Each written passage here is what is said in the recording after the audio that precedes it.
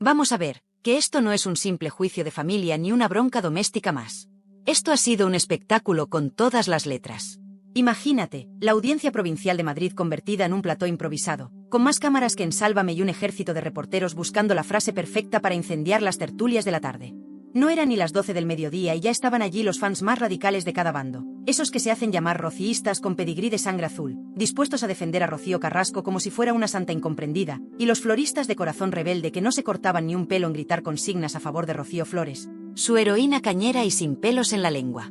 Y claro, no podían faltar las pancartas, que para eso somos muy de manifestarnos con ingenio. Flores para la justicia, Carrasco tiene la razón, aquí no hay madre ni hija, hay un drama nacional.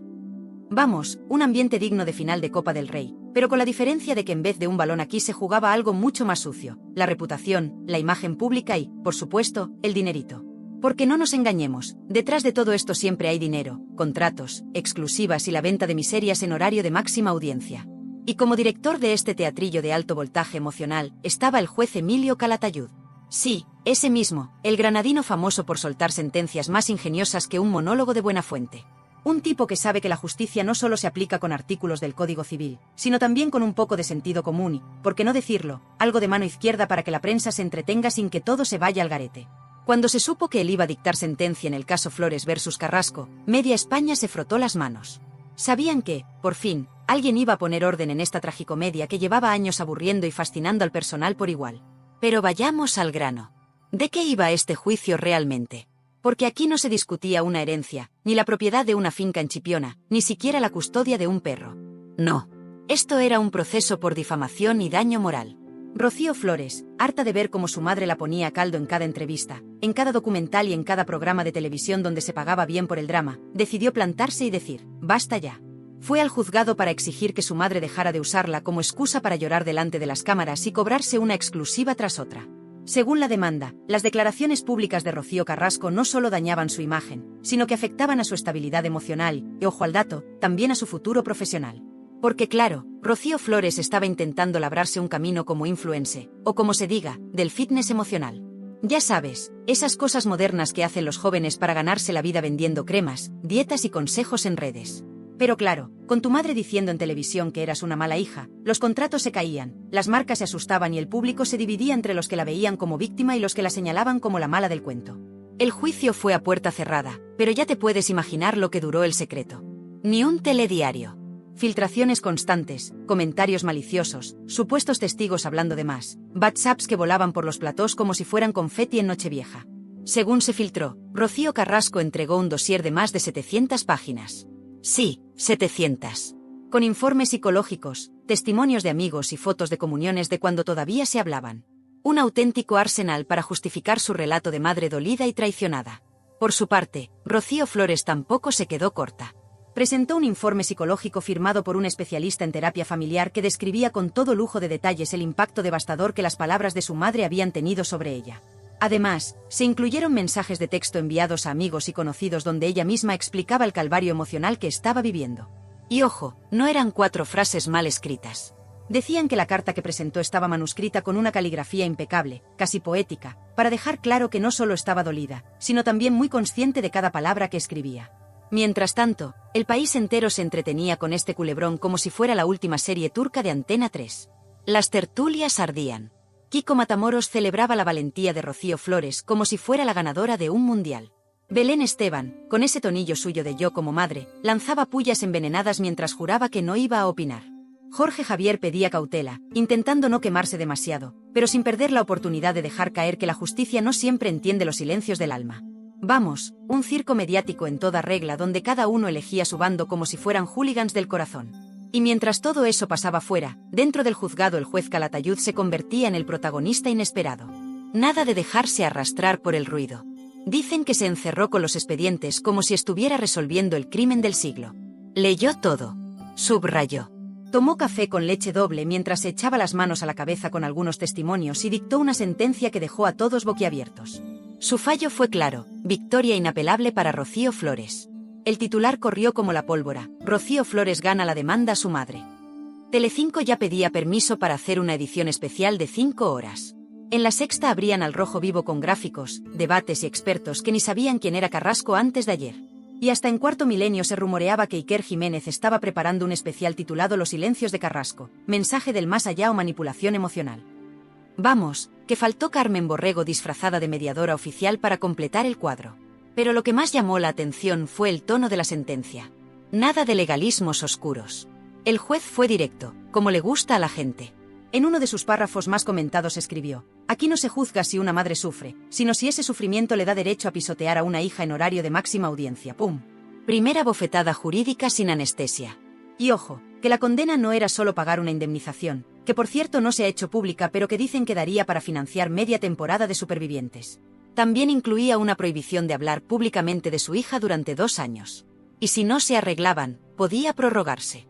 Así que Rocío Carrasco no solo perdió en lo legal, sino también en lo mediático. Y mientras la sentencia se convertía en la noticia del día, las redes sociales ardían como una hoguera en San Juan. Todo el mundo opinaba, discutía y se peleaba con el vecino sin ni siquiera conocerse. Aparecían frases como justicia para Flores o silencio para Carrasco en todos lados, dejando claro que había 2 bandos bien marcados. Los seguidores más fieles no se cortaban un pelo y hasta se insultaban como si les fuera la vida en ello. Por si fuera poco, se empezaron a filtrar supuestas conversaciones privadas de Rocío Carrasco con algunos directores de televisión donde se insinuaba que ya estaba planeando otro programa especial para contar su gran verdad, con luces, aplausos y lágrimas incluidas. Pero claro, con la prohibición del juez para hablar de su hija durante 2 años, se le complicaba bastante el negocio. Porque no seamos ingenuos, aquí nadie da puntada sin hilo. Todos sabían que este conflicto no iba a terminar con un abrazo de telenovela. Los periodistas más veteranos ya especulaban con exclusivas pagadas a precio de oro, entrevistas lacrimógenas y contratos para nuevas entregas de la saga. Decían incluso que Rocío Flores tenía ya ofertas para sentarse en un plató y explicar todo con detalle, cobrando bien por hacerlo, porque para eso es la protagonista ganadora de la sentencia. Y claro, mientras madre e hija se batían en duelo judicial, las tertulias de televisión se frotaban las manos. Cada programa se convertía en una pelea verbal, con colaboradores poniéndose morados de indignación. Pero lo más sangrante era ver cómo algunos se rasgaban las vestiduras diciendo hay que pensar en la salud mental de esta familia, mientras que en el siguiente corte publicitario vendían revistas con titulares como La venganza de Rocío o Flores humilla a su madre. Un circo de primera categoría, donde cada lágrima se vendía a precio de oro. Incluso había quien aseguraba que Televisión Española, que siempre va de seria y comedida, estaba negociando un especial con Carrasco para que pudiera hablar sin interrupciones, con música de fondo y todo. Pero claro, ahora con la condena de por medio, iba a tener que andarse con mucho cuidado para no soltar nada que pudiera costarle una nueva demanda. Por su parte, Rocío Flores no se quedaba atrás. Se comentaba que estaba valorando aparecer en una revista conocida para contar su versión, con fotos familiares y frases emotivas que harían saltar las lágrimas a más de uno. Porque no nos engañemos, aquí nadie es tonto, todos saben que este drama vende, y mucho. Y si hay dinero de por medio, siempre se pueden limar rencores, al menos de cara al público. Mientras tanto, en la calle la gente se posicionaba como si esto fuera un partido de fútbol. En la peluquería, en la panadería, en el bar, todo el mundo opinaba. Las abuelas defendían a Rocío Flores diciendo es que es la hija siempre sufre, mientras otras decían pues a mí me da pena la madre, que bastante ha pasado. Y así, el conflicto familiar se colaba en cada conversación de sobremesa. Y ahí es donde está la clave de todo esto. Porque este juicio no fue solo un caso más en los juzgados, sino un auténtico escaparate de las miserias humanas, con la televisión como altavoz y el público como jurado popular. Y por mucho que el juez Calatayud intentara poner orden con su sentencia clara y directa, todos sabían que la verdadera batalla no se había acabado. Porque mientras haya cámaras, habrá lágrimas. Mientras haya platós, habrá reproches. Y mientras haya público dispuesto a consumir el drama, habrá quien lo venda. Dicen que después de la sentencia se produjo un silencio incómodo en el pasillo del juzgado. Ni un murmullo. Solo se oían los clics de las cámaras intentando captar el gesto exacto, la mueca, la mirada perdida. Rocío Flores, visiblemente tensa pero firme, salía con el paso rápido, evitando preguntas. No sonreía, pero llevaba en los ojos un brillo difícil de ocultar, el de quien sabe que ha ganado. A su lado, su abogada parecía satisfecha, aunque con esa prudencia obligada de quien sabe que la guerra mediática no termina con un papel firmado por un juez. En cambio, del lado de Rocío Carrasco todo era silencio. Un silencio cargado de reproche, casi sólido, como un muro. Los periodistas intentaban sacar declaraciones, pero su equipo legal se limitaba a decir que estudiarían la sentencia y valorarían los siguientes pasos. Ninguna lágrima, ningún grito. Solo un gesto frío, contenido, de quien está tragando algo que no esperaba. Porque digámoslo claro, Carrasco se creía intocable. Llevaba años contando su versión con total libertad, llenando platós, firmando contratos, emocionando a su público con su relato de madre doliente y traicionada. Pero aquí se topó con un muro de papel sellado con la firma de Calatayud. Un juez que no tragó con el espectáculo, que dijo alto y claro que el dolor no otorga licencia para destrozar a tu hija en horario de máxima audiencia. Y eso, para alguien como Rocío Carrasco, fue un puñetazo de realidad. Porque estaba convencida de que la opinión pública estaba de su lado. Creía que el relato lacrimógeno la haría intocable, que nadie se atrevería a contradecirla. Y se equivocó. Mientras tanto, la prensa no perdió el tiempo. En las redacciones se reescribían titulares a toda velocidad. Los editores de los programas del Corazón mandaban recortar vídeos y preparar especiales para esa misma tarde. Los colaboradores se citaban de urgencia para la tertulia. Y el público, encantado. Porque aquí todos tenemos algo de voyerista. Queremos saberlo todo, ver el momento exacto en que la madre y la hija se destruyen con la mirada, analizar los silencios, las lágrimas contenidas, las palabras medidas para que no sirvan de munición en la siguiente demanda. Las tertulias de televisión hervían. Unos decían que era justicia divina para Rocío Flores, que por fin alguien la escuchaba. Que ya estaba bien de tanto documental llorón donde la madre se pintaba como mártir. Otros, más fieles a Carrasco, gritaban que era una vergüenza, que la justicia no entendía de sentimientos, que la hija era una desagradecida capaz de vender a su madre por un titular. En el plató, los contertulios casi se arrancaban el micrófono para soltar su opinión. Y mientras tanto, los directores de programa encantados, contando los puntos de audiencia con la sonrisa de quien sabe que el drama siempre vende. Pero no todo quedaba en el plató. En la calle también había debate. En la barra del bar, en la carnicería, en el parque mientras los abuelos miraban a los nietos jugar. Se escuchaban frases como «pues yo haría lo mismo si mi madre me difama» o «hay que ser muy fría para demandar a tu propia madre». Nadie se ponía de acuerdo. Pero todos hablaban de ello. Porque el caso se había convertido en el tema del momento, desplazando hasta la política y al fútbol en las conversaciones cotidianas. Y ojo, que detrás de todo este drama había muchos intereses. Las cadenas de televisión no se iban a quedar de brazos cruzados. Ya empezaban a negociar con abogados y representantes para conseguir la exclusiva de Carrasco explicando su versión con el corazón en la mano, siempre con ese piano de fondo que hace llorar hasta al más duro. Y claro, con la prohibición judicial de hablar de su hija, ya se especulaba con guiones alternativos, donde se hiciera la víctima sin mencionar nombres, pero dejando caer todo con esa sutileza envenenada que tanto gusta.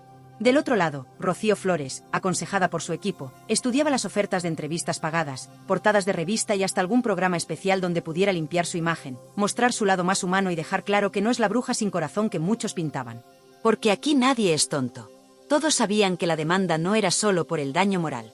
Era también por recuperar el control de la narrativa. Por demostrar que no estaba dispuesta a ser el saco de boxeo mediático de su madre. Mientras tanto, los abogados se relamían. Nuevos contratos, nuevas negociaciones, nuevas facturas. Porque al final, cuando el drama familiar se convierte en mercancía, todo el mundo cobra. Los psicólogos se convertían en estrellas invitadas en programas matinales, explicando términos como daño moral y responsabilidad emocional como si fueran recetas de cocina. Algunos decían que la madre necesitaba terapia, otros que la hija arrastraba traumas infantiles. Todo era materia prima para el debate, para rellenar horas de televisión y para vender anuncios entre lágrimas y reproches. Pero el golpe más duro para Rocío Carrasco no fue solo económico. Fue de imagen. Porque por primera vez en años se le caía la careta de madre víctima para convertirse en la agresora judicial.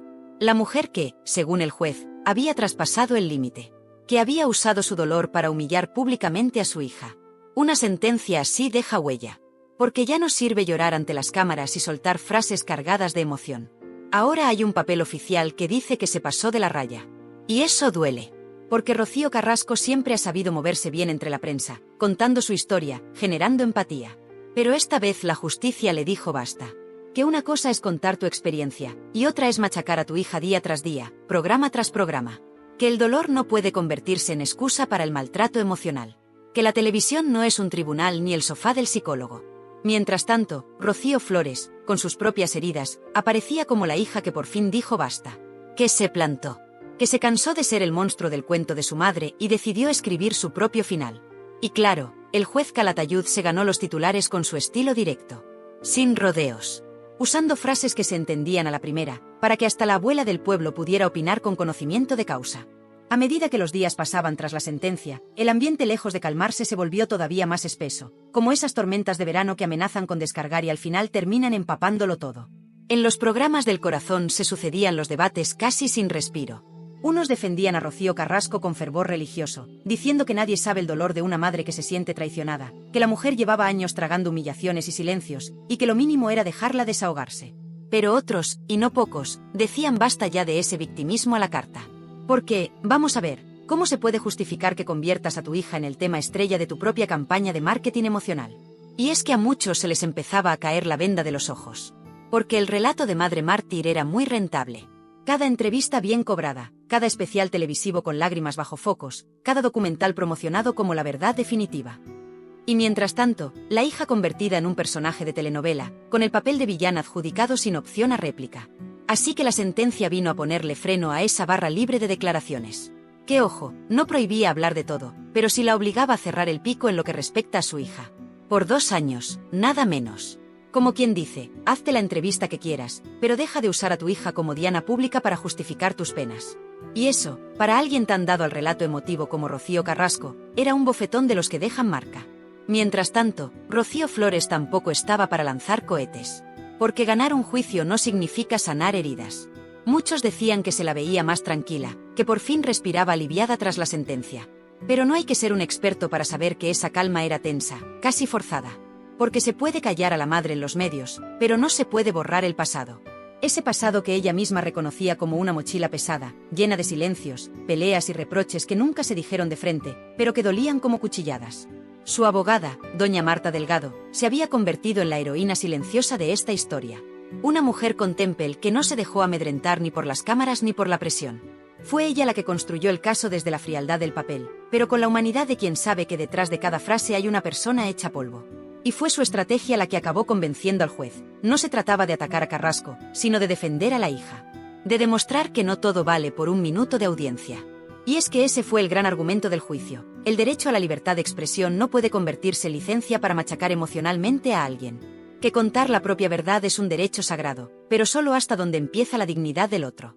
Y aquí, según el juez, Rocío Carrasco había traspasado esa línea a base de entrevistas lacrimógenas y testimonios selectivos, pintando a su hija como la culpable de todos sus males.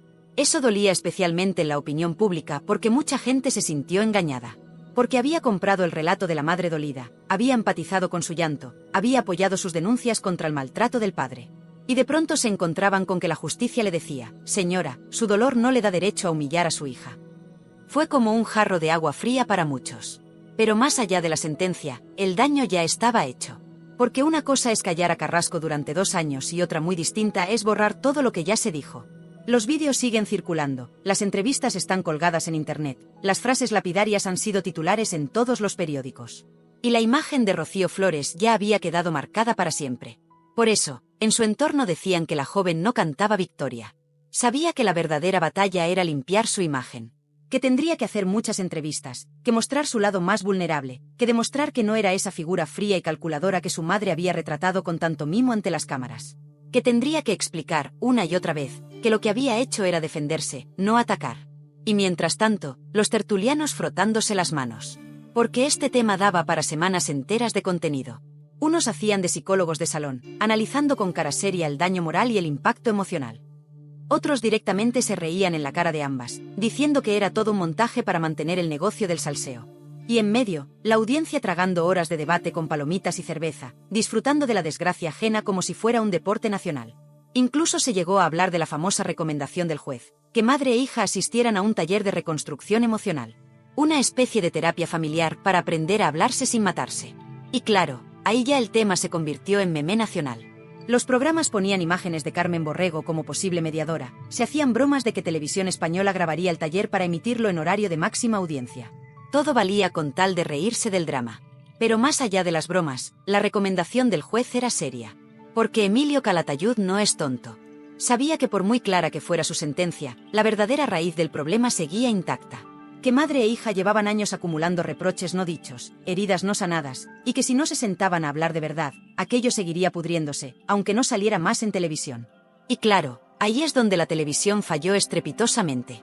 Porque mientras se llenaban la boca hablando de la salud mental, se peleaban por conseguir la exclusiva más jugosa. Mientras invitaban a psicólogos a explicar el daño emocional, programaban debates de 4 horas donde se despedazaba cada gesto de Rocío Flores o Rocío Carrasco. Todo por la audiencia, todo por el morbo. Porque eso es lo que vende. El drama, la lágrima, la frase hiriente. Y mientras más se pueda especular, mejor. ¿Por qué se creen que cuando se filtró la sentencia fue trending en todas partes? Porque a la gente le encanta el conflicto. Le gusta sentirse juez desde el sofá, opinar con autoridad sobre la vida de gente que ni conoce. Es el nuevo deporte nacional, destripar en voz alta los dramas ajenos para olvidar los propios. Y mientras tanto, Rocío Carrasco masticaba la derrota con amargura. Su equipo legal planeaba recursos o nuevas estrategias, pero sabían que la imagen había quedado tocada. Porque una cosa es llorar ante las cámaras y otra muy distinta es que un juez te diga, se acabó, ahora te callas. Y eso duele más que cualquier indemnización. Porque ataca el ego, la capacidad de controlar el relato. Le quita el poder de decidir qué se dice y qué no. Y eso, en el mundo del espectáculo, vale más que cualquier cheque. A partir de la sentencia, la maquinaria del escándalo se desató como un caballo sin riendas. Lo que se suponía que iba a ser un toque de atención judicial, se convirtió en gasolina para el fuego.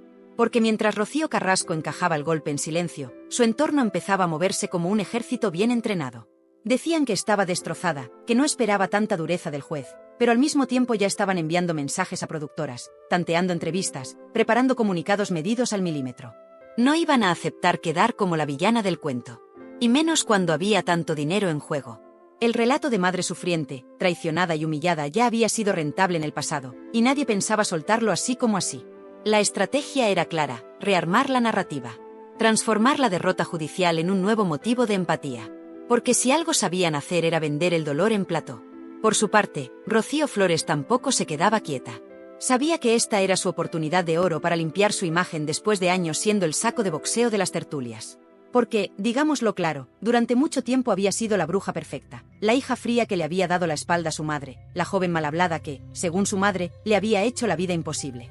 Esa imagen había calado, y había costado mucho cambiarla. Pero ahora tenía el respaldo de un juez que, negro sobre blanco, le daba la razón. Así que su equipo se puso manos a la obra. Se hablaba de entrevistas pactadas en programas amigables, de portadas en revistas donde aparecería como la hija herida pero fuerte, de planes para relanzar su faceta más personal, esa que conectara con la gente de a pie, la chica que también sufre, que también llora, que solo quería el amor de su madre. Y mientras se cocinaban todas esas jugadas en los despachos, la prensa se frotaba las manos. Porque sabían que ahí tenían tema para meses. En las redacciones se pasaban las tardes enteras revisando cada palabra de la sentencia, buscando el párrafo más duro, el más jugoso para titular. El juez frena a Carrasco, la humillación de la madre famosa, Flores gana la batalla definitiva. Y cada titular más agresivo que el anterior. Porque vender, vendía. Y en la tele, madre mía, la tele parecía un circo romano. Montaban mesas con 8 tertulianos gritando a la vez. Unos decían que Carrasco se merecía la condena por rencorosa. Otros clamaban que la justicia era ciega y que nadie entendía el dolor de una madre. Había psicólogos dando diagnósticos gratuitos en horario de máxima audiencia. Abogados de tertulia que analizaban la sentencia como si fueran fiscales del Estado. Y de fondo, imágenes de archivo con las dos Rocío en primer plano, llorando, peleando o simplemente calladas. Todo valía. Las productoras se apresuraban a contratar a colaboradores dispuestos a soltar barbaridades. Porque si había algo claro es que la neutralidad no servía. Lo que se buscaba era carnaza. Declaraciones incendiarias. Insultos velados. Acusaciones graves. Todo para enganchar al público, para mantenerlo pegado al sillón. En el lado de Carrasco, había reuniones tensas. Sabían que la sentencia era un revés enorme. Porque no solo la obligaba a pagar y a callar, sino que la desenmascaraba. Le quitaba la careta de madre mártir y la colocaba en el lugar de agresora emocional. Y eso dolía. Dolía al ego, dolía a la imagen y dolía al negocio. Así que se empezó a diseñar un plan de contención. Se decía que su equipo estaba escribiendo un comunicado oficial, cuidadosamente redactado para pedir respeto, para invitar a la reflexión, para dejar claro que ella no se consideraba culpable de nada. Querían transmitir la imagen de la mujer fuerte que acepta la sentencia porque respeta la justicia, pero que no se rinde. Una estrategia clara para abrir la puerta a futuras entrevistas donde pudiera aclarar malentendidos sin violar la prohibición judicial. Mientras tanto, Rocío Flores jugaba la carta de la prudencia. Su entorno decía que estaba cansada del escándalo. Que lo único que quería era vivir tranquila, trabajar y pasar página. Pero nadie se tragaba del todo ese discurso. Porque se filtraban llamadas con representantes de revistas, se tanteaban exclusivas, se planificaban entrevistas donde podría dar su versión con un nudo en la garganta y una lágrima a punto de caer. Porque aquí todos sabían que el público quería emoción. Que si Rocío Flores quería ganarse la empatía de los que aún la veían como la hija traicionera, iba a tener que llorar. Iba a tener que contar sus miedos, sus recuerdos más dolorosos. Mostrar que detrás de la coraza había una niña herida. Y en los platós no perdían el tiempo. Empezaron a buscar amigos de la familia dispuestos a hablar. Aquel primo que no se llevaba bien con Carrasco. El amigo de Flores que juraba que la madre la tenía frita. Hasta se rescataban entrevistas viejas de Rocío Jurado, buscando una frase sacada de contexto para meter más leña al fuego. Porque el objetivo no era informar. Era provocar. Dividir. Crear bandos. Al mismo tiempo, los colaboradores profesionales del drama hacían su agosto. Esos tertulianos que viven de sentarse a opinar de todo y de todos con cara de indignación impostada. Gritaban contra Carrasco con una rabia casi teatral, como si les debiera dinero. Otros la defendían con lágrimas en los ojos, diciendo que era la víctima de un sistema que no entiende a las madres. Y el público, encantado. Porque cuanto más gritaban, más subía la audiencia. No faltaron los expertos en comunicación no verbal que se ganaban su cheque analizando vídeos al detalle. Mira cómo baja la mirada, eso indica sumisión, ese parpadeo rápido es señal de incomodidad. Como si fueran médiums de las emociones ajenas. Y la gente, fascinada, tragando todo como verdad absoluta. Pero mientras se hacían análisis de salón, la vida real seguía. Rocío Carrasco, dicen, estaba desolada. No por la indemnización, que se decía que era cuantiosa pero no arruinante, sino porque se sentía señalada. Sabía que su relato había perdido fuerza, que ya no bastaba con sentarse en un plató y soltar lágrimas para tener al público comiendo de su mano. Ahora tenía que medir cada palabra. Por su parte, Rocío Flores tampoco celebraba con champán. Sabía que, aunque había ganado en los papeles, la batalla más dura era ganarse el corazón de la gente. Su equipo le insistía en que no se subiera demasiado al pedestal de la victoria. Porque la opinión pública es volátil. Hoy te aplauden, mañana te llaman monstruo. En medio de todo esto, los psicólogos invitados a los programas hablaban de terapia familiar como si fuera tan fácil como apuntarse a clases de zumba. Decían que madre e hija tenían que hablar, que había que sanar, que todo se resolvería con un abrazo. Mientras tanto, las cadenas planeaban especiales con títulos como El Reencuentro, soñando con grabar ese abrazo en exclusiva y venderlo como el cierre perfecto para el drama. Pero nadie preguntaba si madre e hija querían de verdad arreglar nada. Porque eso no vende. Lo que vende es la bronca, la lágrima, el reproche. Lo que vende es tenerlas enfrentadas para siempre. Y los que vivían de ello lo sabían muy bien. Así que mientras el juez Calatayud se retiraba a su despacho con la conciencia tranquila de haber intentado poner un límite, la televisión ya preparaba el siguiente capítulo. Y la gente, como siempre, estaba dispuesta a verlo todo, a opinar de todo y a tomar partido como si su propia vida dependiera de ello. Porque si hay algo que este juicio dejó claro es que la justicia puede dictar sentencias, pero el espectáculo nunca se acaba. El eco de la sentencia aún retumbaba los pasillos judiciales cuando la guerra verdadera empezó a librarse en otro escenario, la televisión. Porque el papel firmado por el juez Calatayud tenía fuerza legal, pero el auténtico juicio seguía vivo en platós, tertulias y redes sociales. Y ese no iba a ser fácil de ganar para ninguna de las dos. Rocío Carrasco, dicen, se encerró con los suyos a lamerse las heridas. No era solo la multa económica, ni la vergüenza de la condena. Era que por primera vez alguien había tenido el valor de decirle te has pasado. Durante años había contado su historia a su manera, sin filtro ni oposición real. Había logrado conmover, polarizar, convertir su relato en un arma con la que disparar a todos los que osaran llevarle la contraria. Pero esta vez no. Esta vez un juez le había puesto un límite, hasta aquí. Y eso era un golpe durísimo para alguien que había hecho de su vida un producto audiovisual rentable. Porque no seamos ingenuos, cada lágrima en televisión había tenido precio. Cada testimonio roto, cada frase dolida, cada pausa dramática con música de piano de fondo había sido calculada para lograr audiencia, empatía y, por supuesto, contratos. Pero ese modelo de negocio se venía abajo si ya no podía hablar de su hija. Su equipo, consciente de la gravedad de la situación, empezó a planificar la estrategia de recuperación de imagen como si fueran generales en un campo de batalla. Había que salvar lo que se pudiera. Había que reescribir el relato. Empezaron a correr los rumores de un comunicado oficial, de entrevistas limpias donde hablaría de su dolor sin nombrarla, de la posibilidad de recurrir la sentencia, aunque solo fuera para ganar tiempo y mantener vivo el interés mediático. Pero por mucho que intentaran planificar cada paso, la losa era enorme. Porque el público ya había escuchado la frase del juez, el dolor no da derecho a humillar a tu hija. Esa frase se repetía en las tertulias, en los bares, en los grupos de vecinos. Un torpedo directo a la línea de flotación de la narrativa victimista. Mientras tanto, Rocío Flores intentaba mantenerse firme, aunque por dentro estaba temblando. Porque ganar en el juzgado no le devolvía la infancia perdida, ni arreglaba los años de reproches públicos, ni mucho menos garantizaba que el público le creyera ahora de golpe.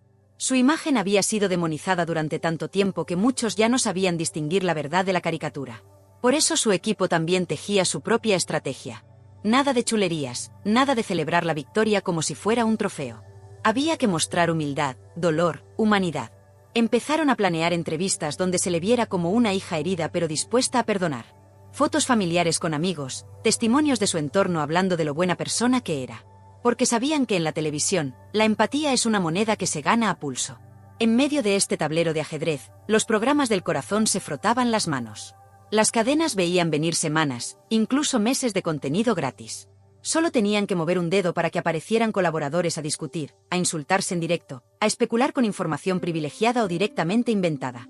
El objetivo era uno: mantener al espectador pegado al sofá. Y vaya si funcionaba. Porque el público no se cansaba. Cada día salían nuevos vídeos, nuevas exclusivas, nuevas filtraciones. Que si Carrasco había roto a llorar en privado diciendo que la justicia estaba ciega. Que si Rocío Flores había mandado mensajes a amigos asegurando que por fin se sentía libre. Que si el entorno de la madre decía que estaba hundida y medicada. Que si los amigos de la hija decían que estaba aliviada pero destrozada por dentro. Todo valía. Los tertulianos competían por soltar la frase más venenosa. Algunos decían sin pudor que Carrasco merecía la condena por usar a su hija como un personaje de reality. Otros gritaban que Flores era una desagradecida incapaz de comprender el dolor de su madre. Se analizaban gestos, silencios, fotos en redes. Cada mínimo detalle se convertía en prueba para uno u otro bando. Y mientras tanto, los directivos de televisión frotándose las manos. Porque cada programa dedicado a ellas subía la audiencia. Cada exclusiva se vendía a precio de oro. Cada cara de dolor en pantalla valía miles de euros en publicidad. Porque en el fondo, aunque hablaran de salud mental y de valores familiares, todos sabían la verdad: la desgracia vende. Y cuanto más dolorosa y sucia, mejor. En ese clima, el juez Calatayud se convertía en un personaje mediático involuntario. Se repetían sus frases como si fueran lemas de campaña. El dolor no justifica el daño. Aquí no se juzga el sufrimiento, sino el límite de ese sufrimiento. Algunos lo alababan como el único valiente capaz de poner orden en el circo. Otros lo criticaban por no comprender la verdad de una madre que sufre. Pero a él, dicen, le daba igual. Sabía lo que había hecho y por qué. Se comentaba que había dictado la sentencia en un lenguaje tan claro que hasta un chaval de instituto podía entenderla. Nada de jerga legal para que luego vinieran a decir no se entendió. Lo había dejado cristalino: Rocío Carrasco tenía derecho a su dolor, pero no a arrastrar a su hija por el fango para justificarlo. Y ahí estaba la clave de todo. Porque el gran debate que había abierto el caso no era solo familiar, sino social. ¿Hasta dónde puede uno contar su verdad? ¿Dónde está el límite entre la libertad de expresión y el daño al otro? ¿Es lícito lavar la ropa sucia en televisión si eso destroza a tus hijos? Esas preguntas inundaban tertulias, columnas de opinión y charlas de café. Unos defendían la sinceridad a ultranza. Otros clamaban por el respeto a la intimidad. Y en medio, las dos Rocío convertidas en símbolos de un conflicto mucho más grande que ellas. Porque su pelea era la de muchas familias rotas, solo que amplificada por los focos y el dinero. Mientras tanto, las productoras ya planeaban el siguiente capítulo. Se rumoreaba que estaban intentando convencerlas para un especial de reconciliación. El abrazo definitivo, lo llamaban con sorna en los pasillos. Porque sabían que, si lo conseguían, romperían audímetros. Imagínate, madre e hija llorando juntas, pidiendo perdón, con la música de fondo y los colaboradores aplaudiendo de pie. El sueño húmedo de la televisión del corazón. Pero nadie creía que fuera posible. Porque el daño era demasiado profundo. Porque ambas habían vendido demasiado caro su relato como para desmontarlo ahora con un abrazo improvisado. Porque detrás de cada lágrima había contratos, abogados, exclusivas pendientes de firma. Y esa era la gran tragedia. Que aunque el juez había intentado con su propuesta de terapia reconstruir algo, la televisión lo convertía en chiste. Se burlaban del taller de reconstrucción emocional como si fuera un sketch. Hacían memes con Carmen Borrego de mediadora. Invitaban psicólogos para decir obviedades mientras pasaban en bucle imágenes de las protagonistas llorando. Porque no interesaba que se reconciliaran. Lo que interesaba era que siguieran peleadas. Que siguieran dando titulares. Que siguieran alimentando el monstruo del morbo. Porque mientras la pelea siguiera viva, el dinero seguiría entrando. Y el público, claro, feliz. Porque somos así. Nos decimos que queremos que se arreglen, pero nos morimos por verlas gritándose. Decimos que nos duele verlas sufrir, pero cambiamos de canal si no hay drama. En el fondo, esa es la verdad más incómoda de todo este asunto. Que Rocío Carrasco y Rocío Flores no son solo víctimas de sus propias decisiones y su historia familiar, sino de un país que se alimenta del escándalo. Que consume su dolor como entretenimiento. Que exige sangre, lágrimas y confesiones en directo para después opinar como si fueran amigos de toda la vida. Así quedó España tras la sentencia, dividida entre los que gritaban justicia para Flores y los que murmuraban pobre Carrasco. Con los programas del Corazón echando humo, con los contratos de exclusivas ya negociándose en silencio, con los tertulianos preparados para la siguiente bronca, y con un juez que, desde su despacho, quizás se preguntaba si de verdad había servido para algo su intento de poner límites a la miseria emocional convertida en negocio. Y ahora, cuando ya hemos desnudado cada rincón de esta historia, cuando ya no queda casi nada que ocultar, quiero que nos paremos un segundo a reflexionar juntos. Porque aquí no estamos hablando solo de una sentencia judicial ni de un cruce de acusaciones entre madre e hija. Estamos hablando de algo mucho más profundo, más incómodo, más humano. Estamos hablando de cómo hemos convertido el dolor en espectáculo. De cómo nos sentamos frente al televisor con el café o la copa de vino en la mano para ver a dos personas destrozándose en directo. Y después opinamos con la misma ligereza con la que hablamos del tiempo. Yo creo que la hija es mala, pues a mí me da pena la madre. Como si con eso solucionáramos algo. Y por eso hoy quiero invitarte a que pienses. A ti que me estás escuchando, ¿te has preguntado alguna vez por qué nos atrae tanto el drama ajeno? ¿Por qué nos gustan tanto las broncas en televisión? ¿Por qué compramos revistas con titulares venenosos? Porque no nos engañemos, si los programas del Corazón siguen haciendo dinero con estas miserias es porque nosotros miramos. Porque compramos. Porque compartimos los vídeos y comentamos como si tuviéramos la verdad absoluta. Por eso te pido algo muy sencillo. Si te ha interesado este vídeo, si te ha removido algo por dentro, suscríbete al canal. Dale al botón de suscribirse, porque aquí no nos vamos a quedar en la superficie. Aquí vamos a seguir contando estas historias con todas sus luces y sus sombras. Vamos a señalar las hipocresías. Vamos a decir las verdades incómodas. Porque alguien tiene que hacerlo. Y dale también a la campanita para que no te pierdas ni un solo vídeo. Porque si no, YouTube no te avisa. Y yo quiero que estés aquí, conmigo, cada vez que tengamos algo importante que contar. Porque este canal no lo hago yo solo, lo hacemos entre todos. Tú también eres parte de esta comunidad. Pero más allá de suscribirte, quiero que participes. Quiero que dejes tu comentario aquí abajo. Dime qué opinas de todo esto. ¿Crees que Rocío Carrasco merece la condena? ¿Crees que Rocío Flores es una víctima o una estratega? ¿Piensas que la televisión se ha pasado con ellas? Quiero leerte. Quiero saber qué piensas tú. Porque este canal no es un púlpito desde el que yo suelto discursos. Es un lugar de conversación. Y te invito también a compartir este vídeo. Mándaselo a tu amigo o amiga que no se pierde un programa del Corazón. A esa persona que siempre defiende a capa y espada a Carrasco. O al que odia a Flores sin conocerla. Que lo vean. Que piensen. Que discutan contigo. Porque solo hablando podemos rascar un poco la superficie y ver qué hay debajo de tanto titular fácil. Además, si te gusta este enfoque, si valoras el trabajo que hacemos aquí, te pido que le des al like. Parece una tontería, pero ayuda mucho. Es la forma más sencilla de decir oye, me ha gustado, sigue así. Y créeme, yo leo cada like, cada comentario, cada suscripción como un empujón para seguir contando las cosas con claridad. Pero vamos un poco más allá. Vamos a hablar del papel de la televisión. Porque es muy fácil criticar a Rocío Carrasco o a Rocío Flores. Pero, ¿qué pasa con esos productores que se pelean por sus lágrimas? ¿Con esos presentadores que fingen preocupación mientras les brillan los ojos por la audiencia? Y ojo, no hablo solo de ellos. Hablo también de nosotros. De ti y de mí. Que a veces decimos que nos duele verla sufrir, pero luego comentamos como cotillas de barrio, ¿viste cómo lloraba? Seguro que es todo teatro, menuda víbora la hija, pobrecita la madre. Como si fueran personajes de una novela barata y no dos seres humanos rotos. Así que quiero que me digas en comentarios, ¿hasta dónde debe llegar la televisión? ¿Hay límites? ¿Debería haberlos? ¿O somos nosotros los que los rompemos cada vez que encendemos la tele para ver un especial de 5 horas sobre su pelea? Porque aquí en Tirando Salseo vamos a seguir hablando de todo esto. Sin censura, pero con respeto. Sin tapujos, pero con cabeza. Porque el salseo está bien, a todos nos gusta. Pero también tenemos que saber hasta dónde llega la broma y dónde empieza el daño real. Y quiero que te suscribas para que sigamos pensando juntos. Porque este canal no es para niños. Es para gente adulta.